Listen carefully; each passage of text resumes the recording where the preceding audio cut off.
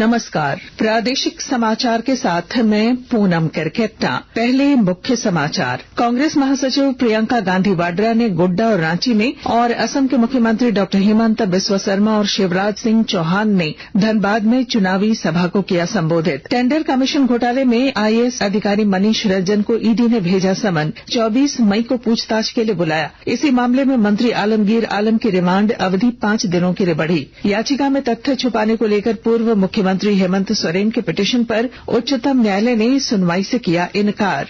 बंगाल की खाड़ी में चक्रवातीय दबाव का असर झारखंड में। मौसम विभाग ने 25 मई तक राज्य के कई जिलों में तेज हवाओं के साथ वज्रपात को लेकर ऑरेंज अलर्ट किया जारी। और भारतीय जूनियर महिला हॉकी टीम ने नीदरलैंड के क्लब ब्रेडेज पर 2-0 की जीत के साथ अपने यूरोप दौरे की शुरुआत की।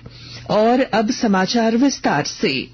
गोड्डा के मेला मैदान और रांची के नामकुम में कांग्रेस महासचिव प्रियंका गांधी वाड्रा ने आज एक जनसभा को संबोधित किया। गोड्डा में कांग्रेस प्रत्याशी प्रदीप यादव के पक्ष में और रांची में कांग्रेस प्रत्याशी यशस्विनी सहाय के पक्ष में उन्होंने वोट मांगे। उन्होंने मोदी सरकार को महंगाई पर घेरा और कहा कि मोदी सरकार सिर्फ अंडानी अंबानी जैसे खूब पैसे वालों की पार्टी रह गई है। उन्होंने रोजगार की बात उठाई और कहा कि हमारे युवाओं को रोजगार नहीं मिल रहा है। वहीं रांची के नामकुम हाई टेंशन मैदान में आयोजित जनसभा में प्रियंका गांधी ने कहा कि आपको गर्व होना चाहिए कि यह आपकी धरती है जहां ऐसे नेता हुए जो सदियों पहले आपके अधिकार के लिए लड़े। वहीं गोड्डा की जनसभा को कल्पना सोरेन ने भी संबोधित किया। उन्होंने कहा कि साजिश के तहत हेमंत सोरेन जेल में हैं। आपका एक एक वोट हेमंत सोरेन की रिहाई की राह को आसान बनाएगा।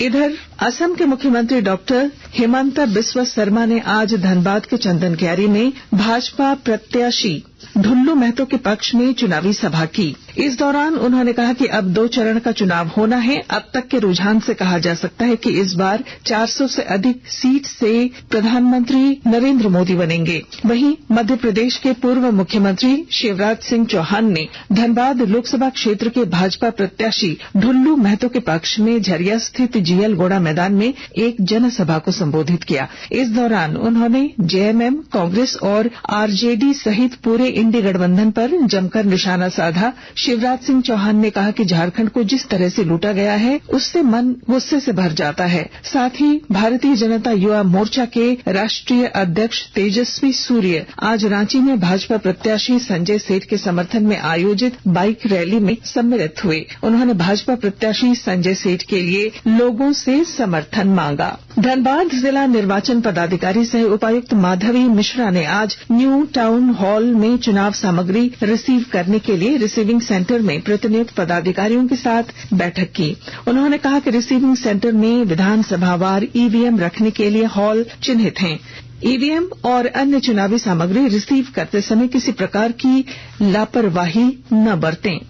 लोकसभा चुनाव के 7वें और अंतिम चरण के तहत 1 जून को झारखंड के 3 लोकसभा सीट राजमहल, दुमका और गोड्डा पर चुनाव होने हैं। राज्य के 3 संसदीय क्षेत्र में 52 प्रत्याशी चुनावी मैदान में हैं। राजमहल लोकसभा से 14, दुमका और गोड्डा से 19 प्रत्याशी चुनाव लड़ रहे हैं। तीनों लोकसभा क्षेत्र में 6 जिला और 18 विधानसभा आते हैं। 3 लोकसभा क्षेत्र में कुल 53 लाख मतदाता हैं। चतरा संसदीय सीट पर आम चुनाव में अंतिम रूप से मतदान प्रतिशत 63.69% रहा। जिला निर्वाचन पदाधिकारी चतरा रमेश घोलप ने आज लोकसभा चुनाव संपन्न होने के बाद मीडिया से बात करते हुए कहा कि पिछले लोकसभा चुनाव में जिले के 50 बूथों पर 50% से कम मतदान हुआ था। जिले के 300 बूथों पर विशेष जागरूकता अभियान चलाया गया, जिससे मतदाता जागरूकता को बढ़ावा मिला है। इन बूथों पर पिछली बार की तुलना में 3% ज्यादा वोट पड़े हैं। देवघर के स्टेट बैंक ज्ञानार्जन एवं विकास संस्थान और देवघर स्थित मतदान केंद्र का मुख्य निर्वाचन पदाधिकारी के रवि कुमार ने आज भौतिक निरीक्षण किया। अपने भ्रमण के दौरान उन्होंने देवघर के संत कोलंबस स्कूल और बिलासी टाउन स्थित मतदान केंद्र पर बीएलओ से वोटर इन्फॉर्मेशन स्लिप आवंटन की अद्यतन स्थिति की जानकारी ली। देवघर के मतदान केंद्रों के निरीक्षण के क्रम में मुख्य निर्वाचन पदाधिकारी ने बताया कि 7वें चरण में 1 जून को देवघर में मतदान होना होना है और बूथ स्तर पर तैयारियों का जायजा लिया जा रहा है। मुख्य निर्वाचन पदाधिकारी के रवि कुमार ने कहा, मतदाताओं के साथ साथ मतदान कार्य में लगे सभी कर्मियों की सुरक्षा सभी संबंधित जिला प्रशासन का दायित्व है। देवघर में मतदाताओं के घर घर मतदाता पर्ची पहुंचाने का काम किया जा रहा है और जानकारी के साथ हमारे संवाददाता। देवघर जिला में 1 जून को होने वाले मतदान को लेकर सारी व्यवस्था में लग गए हैं। मतदाताओं के बीच मतदाता पर्चियों का वितरण भी तेजी से किया जा रहा है। उपायुक्त सह जिला निर्वाचन पदाधिकारी विशाल सागर लगातार इस प्रयास में हैं कि मतदान केंद्रों पर मतदान दलों के लिए भोजन की व्यवस्था सुनिश्चित की जाए ताकि मतदान कर्मियों को किसी तरह की कोई परेशानी न हो। मतदान स्थल पर ही मतदान कर्मियों के साथ पुलिस बल को भोजन की व्यवस्था मिलेगी। इसको लेकर संबंधित विभाग के अधिकारियों को दिशा निर्देश दे दिए गए हैं। आशीष कुमार अम्बस्ट, आकाशवाणी समाचार, देवघर। आकाशवाणी के ताजा तरीन समाचारों के लिए आप हमारी वेबसाइट newsonair.gov.in पर लॉग ऑन कर सकते हैं। ताजा समाचार X handle @AIR news alerts और Facebook page All India Radio news पर भी उपलब्ध है। आप प्रादेशिक समाचार एकांश के X handle @AIR news _Ranchi और फेसबुक इंस्टाग्राम पेज तथा YouTube channel AIR news Ranchi पर भी हमारे बुलेटिन सुन सकते हैं। प्रादेशिक समाचार आप आकाशवाणी रांची से सुन रहे हैं। IAS अधिकारी मनीष रंजन को प्रवर्तन निदेशालय ईडी ने समन किया है। 24 मई को उन्हें रांची के ईडी कार्यालय में पूछताछ के लिए बुलाया गया है। मनीष रंजन को टेंडर कमीशन घोटाला मामले में समन किया गया। ईडी को जो दस्तावेज मिले हैं उसमें किसी मनीष रंजन का भी जिक्र था। मनीष रंजन पहले ग्रामीण विकास विभाग में सचिव रह चुके हैं। वर्तमान में मनीष रंजन भू राजस्व विभाग में हैं। इसी मामले में गिरफ्तार राज्य के ग्रामीण विकास मंत्री आलमगीर आलम की रिमांड अवधि 5 दिनों के लिए बढ़ा दी गई है। ईडी के विशेष लोक अभियोजक शिव कुमार ने ईडी के विशेष न्यायाधीश PK शर्मा की अदालत से आलमगीर आलम को 7 दिनों की रिमांड पर लेकर पूछताछ करने की अनुमति मांगी थी।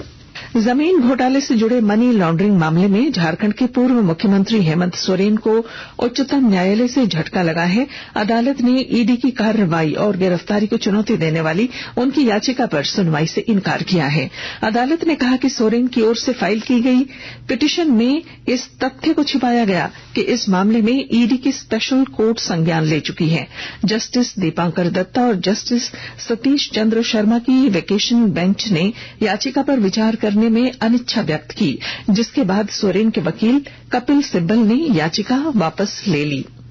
राज्य शिक्षा परियोजना परिषद ने राज्य के सभी जिलों को स्मारक पत्र के माध्यम से सभी सरकारी और गैर सरकारी सहायता प्राप्त विद्यालयों में छात्र छात्राओं को कक्षा 1 में सीधे नामांकन, प्रोन्नति और विद्यालय परिवर्तन के क्रम में कक्षा 6, 9 और 11 में नामांकन के संबंध में विस्तृत दिशा निर्देश भेजा है।